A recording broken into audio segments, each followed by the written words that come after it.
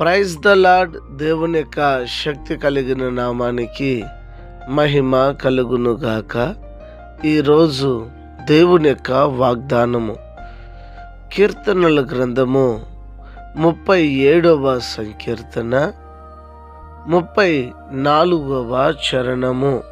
యెహోవా కొరకు కనిపెట్టుకొని యుండుము, ఆయన మార్గము అనుసరించుము, భూమిని స్వతంత్రించుకొనున్నట్లు ఆయన నిన్ను హెచ్చించును అని ఇక్కడ రాయబడి ఉన్నది. నిజమే కదా? ఏ వ్యక్తి అయితే దేవుని కోసం కనిపెట్టుకొని ఉంటారో, దేవుడు నా జీవితంలో ఏ కార్యము చేయాలని ఉద్దేశించారో దేవా ఆ కార్యములను చెయ్యండి అని చెప్పి ఎవరైతే దేవునికి తన జీవితాన్ని ఏ వ్యక్తి అయితే అప్పచెప్తాడో ఆ వ్యక్తిని దేవాతి దేవుడు ఈ భూమిని స్వతంత్రించుకునేటట్లుగా దేవుడు అతనిని హెచ్చిస్తారు. నిజమే కదా?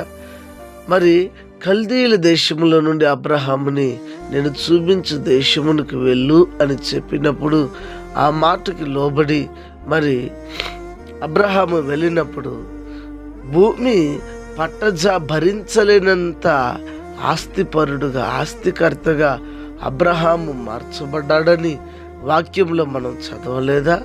మరి ఎవరైతే యెహోవా కొరకు కనిపెట్టుకుంటారో వారు నూతన బలాన్ని పొందుతారని, వారు మరి దీవించబడతారని పలు వాక్యాల్లో పలు మరి వాగ్దానాల్లో మనం చూడలేదా? మనం చూస్తూ ఉన్నాం, చదువుతూ ఉన్నాం. ప్రియులారా, గమనించండి. దేవుని కోసం కనిపెట్టుకోండి.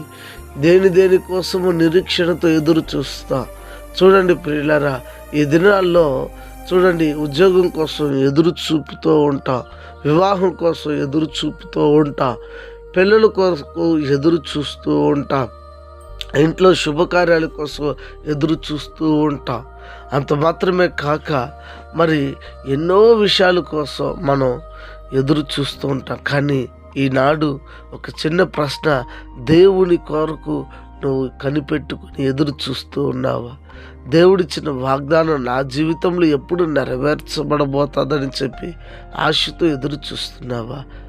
అలా ఎవరైతే ఆశతో ఎదురు చూస్తూ ఉంటారో తప్పక భూమిని స్వతంత్రించుకున్నట్లు దేవుడు వారిని హెచ్చిస్తారని లేఖనం సెలవిస్తుంది. తప్పక దేవుడు మిమ్ములని హెచ్చిస్తాడు. గనుక దేవుని కోసం కనిపెట్టుకొని ఉందామా? ప్రార్థన చేద్దామా? ప్రార్థన. పరిశుద్ధుడా, నీ గణపకు నామమునకే స్తోత్రం. నీ కొరకు ఎవరైతే కనిపెట్టుకొని ఉన్నారో, నిజముగా కనిపెట్టుకొని ఉన్న వారికి తప్పక నీవు మేలు చేయక భూమిని స్వతంత్రించుకునేటట్లుగా హెచ్చించుతారని నేను నమ్ముతున్నా. దేవా, నీ కొరకు కనిపెట్టుకోకుండా ఉన్న వారిని కూడా దర్శించండి. నీ కొరకు కనిపెట్టుకోవడానికి సహాయం చేయండి. అనారోగ్యం చేత ఉన్న వారికి ఆరోగ్యము, ఆర్థిక ఇబ్బందులు ఉన్న వారికి విడుదల, రక్షణ లేని ప్రజలకు రక్షణ ఇచ్చి ప్రతి వారిని రాకడ కోసం సిద్ధపరచమని, ఘనత మహిమ స్తుతి పేరు పొందమని యేసు క్రీస్తు యొక్క శక్తి కలిగిన నామములో స్తుతించి ఈ ప్రార్థన మీకు సమర్పించి అడిగి వేడుకొని ఉన్నాము తండ్రి. ఆమెన్. God bless you. దేవుడు మిమ్మల్ని దీవించి ఆశీర్వదించును గాక. ఆమెన్.